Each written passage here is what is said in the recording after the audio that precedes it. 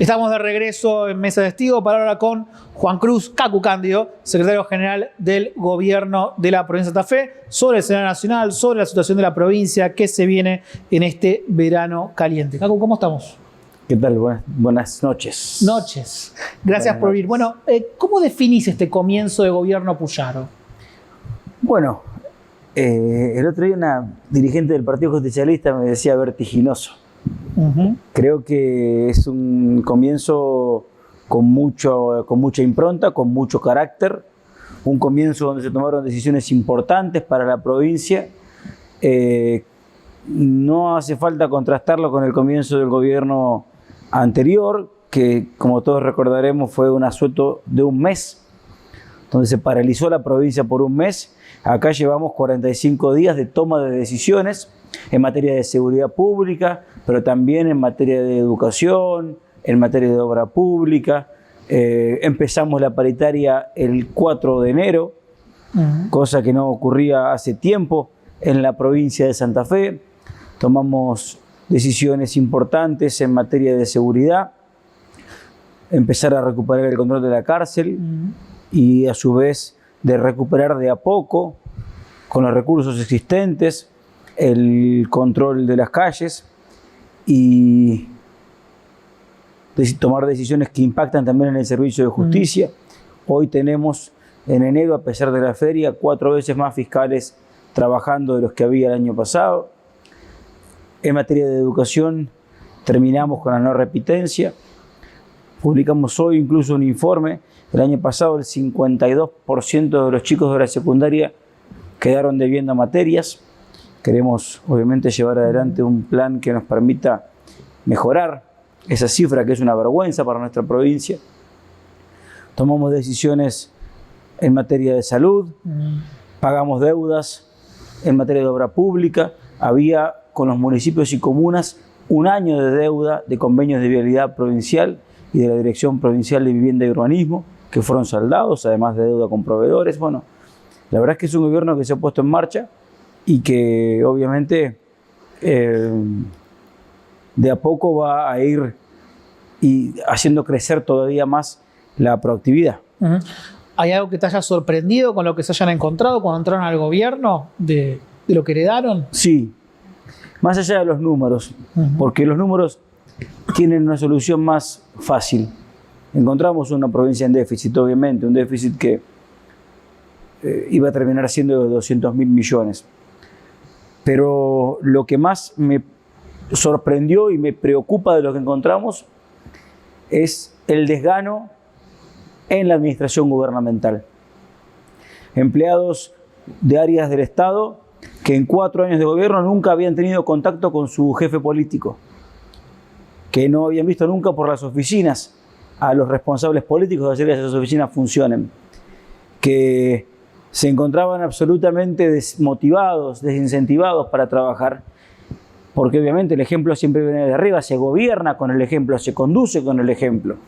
Si los funcionarios de la planta permanente no ven que hay directivas políticas, que hay directivas claras, que hay órdenes claras de hacia dónde tiene que ir la gestión del Estado, obviamente que es todo mucho más difícil. Eso para mí tiene más gravedad que la cuestión de los números, porque habla de la fuerza, de la capacidad, del incentivo que tengan quienes mueven la maquinaria del Estado para que todos los días puedan dar mejor. La semana pasada tuvimos ese episodio tremendo en el bar de Boulevard Rondó, con una persona que intentó disparar. Se vienen repitiendo las balaceras, las amenazas contra el gobernador. ¿Cuál es el mensaje para la población que está esperando respuestas, que está esperando una mejora en términos de seguridad? Es una cuestión compleja que va a llevar tiempo, que haya resultados de fondo. Bueno, no va a haber mejoras de la seguridad pública si antes no se recupera el control de las unidades penitenciarias. Ustedes recordarán el año pasado, el año 23, 22, los propios fiscales que investigaban extorsiones, balaceras, asesinatos, decían que el 90 y pico % de esos hechos tenían alguna vinculación con alguien que estaba detenido. Se orquestaban desde las cárceles. Para eso había que terminar con esta suerte de libre albedrío y de coworking en el que se han convertido las cárceles. Por ende, que había que recuperar el control de las cárceles. ¿Cómo? Restableciendo el régimen de detenidos de alto perfil para que estén más incomunicados, más aislados, más controlados, recuperando un sistema permanente de requisas y de controles exhaustivos. Y obviamente que eso genera respuestas. No en vano, casi todas las amenazas que ha habido contra el gobernador en estos últimos días hacen alusión directamente a un malestar que tienen los presos por la situación en la que estamos. Pero si no hacemos eso, no vamos a recuperar el control de las calles, sumado obviamente a la necesidad de mejorar el patrullaje preventivo, y eso se mejora sacando a la policía a la calle, y se saca a la calle la policía con 3 temas. Uno, si logramos que haya más vehículos, y estamos recuperando por semana 7, 10 vehículos por semana de los que estaban tirados en los depósitos de la policía de la provincia de Santa Fe. Si no tenemos más oficiales, más agentes en la calle, y estamos haciendo reformas que nos permiten sacar personal que estaba haciendo tareas administrativas para que estén patrullando en la calle. Y tercero, si sacamos de las comisarías a los presos y los mandamos a las cárceles. Un preso en una comisaría es el centro de atención de la labor policial. Los que asignados a esa comisaría, los agentes asignados a esa comisaría tienen como principal preocupación que no se le escape el preso y no controlar lo que pasa en la calle. Bueno, son cuestiones que se vienen realizando en el último mes y medio de cambio de gestión, que van a llevar su tiempo, que no es de un día para el otro, pero arrancamos 10 de diciembre con unos 20 patrulleros en Rosario, estamos cerca de los 100, no es el número óptimo, obviamente, pero quiere decir que venimos mejorando y obviamente en esa línea vamos a seguir trabajando, profundizando los cambios. Estas amenazas no hacen cambiar la agenda del gobierno y por ende vamos a avanzar en el control de las cárceles, a avanzar en la construcción de lo que va a ser una cárcel especial para hasta 3.000 alojados. Ya creamos la unidad ejecutora que la está diseñando y además seguimos reclamando a la Nación que nos ceda la cárcel federal que está por terminarse en Coronda. Nosotros la queremos terminar con fondos provinciales y hacernos cargo de esa cárcel para ya tenerla activa en el menor tiempo posible, a la mayor brevedad posible. En estos días viene bastante tensa la negociación paritaria con los gremios estatales. Algunos sindicatos dicen que el gobierno hace como la versión provincial del no hay plata de Milei. ¿Cuál es la respuesta a ese planteo? Nosotros vamos a ajustar los salarios todo lo que podamos en el marco de las posibilidades de la provincia. Las posibilidades son básicamente las que ofrezca la recaudación provincial. Y a su vez, entendiendo que además del pago de salarios, la provincia tiene otras responsabilidades: mantener caminos, reparar aulas, mantener el sistema de seguridad, mantener los hospitales. Y que todo eso se ve obviamente afectado por las restricciones propias y externas. Las propias, la evolución de la recaudación provincial. Y las externas, obviamente, las medidas que vaya tomando el gobierno nacional y que impacten en Santa Fe directa o indirectamente. No me refiero solamente a la evolución de la coparticipación.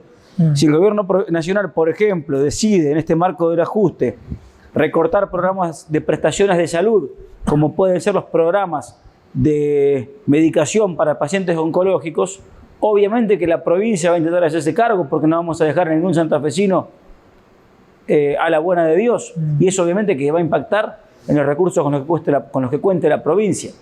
El gobierno, por su cuenta, tomó decisiones al principio, bajar la cantidad de ministerios y secretarías de Estado para reducir el peso burocrático y con eso el peso del funcionamiento del Estado. Vamos a seguir en esas tareas de eficientización de los gastos.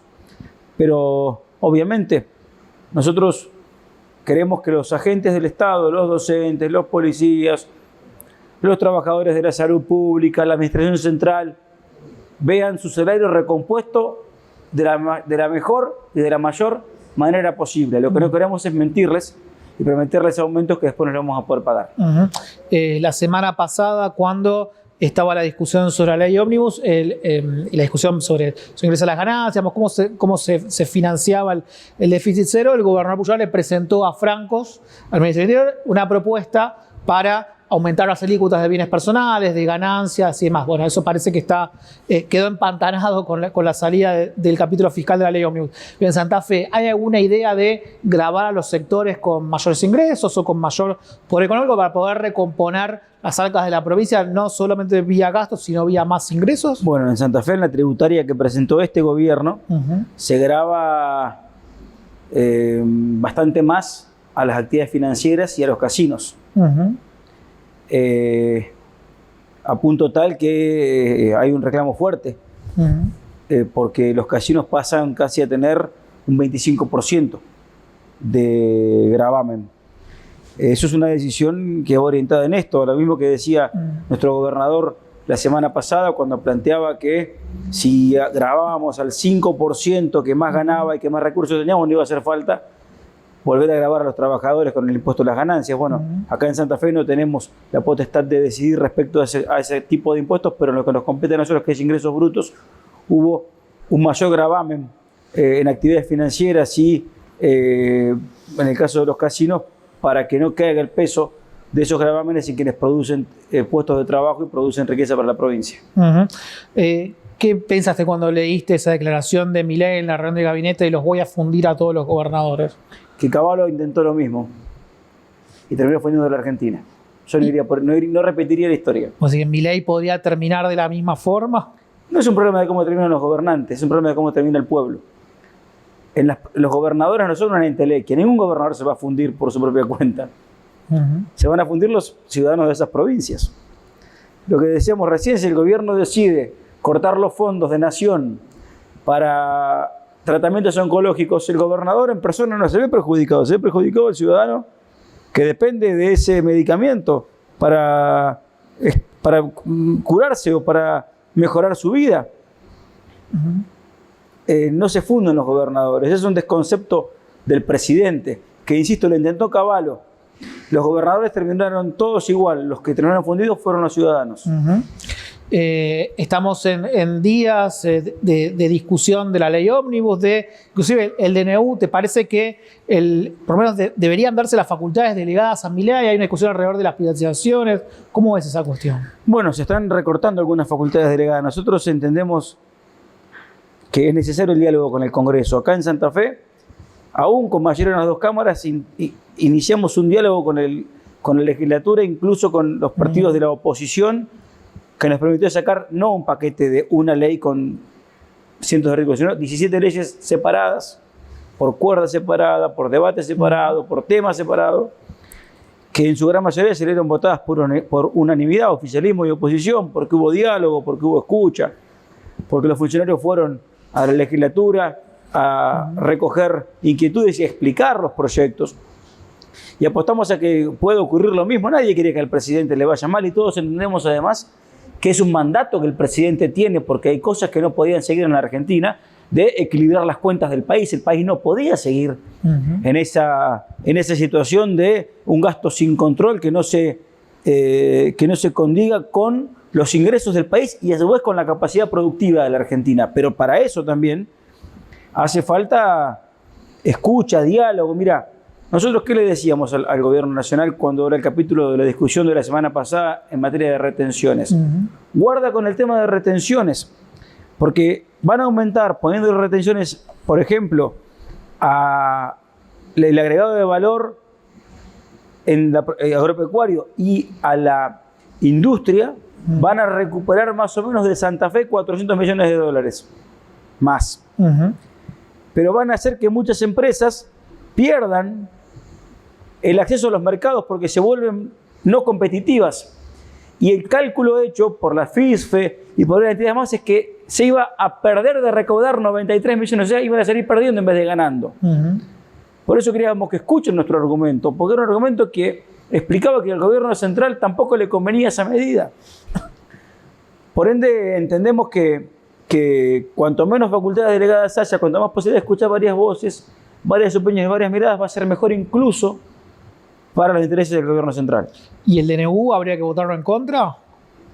Mira, es una decisión que van a tener los bloques. Nosotros en Santa Fe tenemos una posición que es la de defender los intereses de la provincia y enfrentarnos con diálogo, con escucha, con respeto, con alternativas a lo que entendemos que perjudica los intereses de la provincia de Santa Fe. La semana pasada les llevamos a varios bloques esta posición para que nos intenten acompañar. Luego de eso el gobierno anunció cambios en el proyecto de ley ómnibus. Esperamos que se sigan anunciando esos cambios. Todavía tenemos el capítulo de biocombustibles por discutir, porque ha habido muchas idas y vueltas de parte del gobierno central. Queremos también que nos escuchen ahí y obviamente que nos dejen la garantía de que lo que retiran del proyecto de ley después nos lo van a poner por decreto. ¿Te parece que Milei, si sigue presionando con este choque con el Congreso, se puede poner en riesgo la democracia en Argentina, por lo menos como funcionó hasta ahora? Creo que hay que evitar la tentación de gobernar sin el Congreso. No hay que subestimar al pueblo argentino.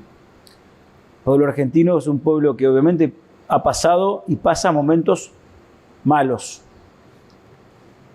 que obviamente siente el ahogo de fracasos constantes en materia económica, pero que sigue entendiendo que la democracia es la mejor manera de resolver los problemas. El pueblo argentino fue el pueblo que se expresó en el 2001 para ponerle fin a la convertibilidad, pero que a los 2 meses estaba de vuelta en el marco de las instituciones de la democracia intentando que se encarrile el país. Muchos de los que votaron por Milei en la segunda vuelta están ya planteándole que el fin no justifica los medios.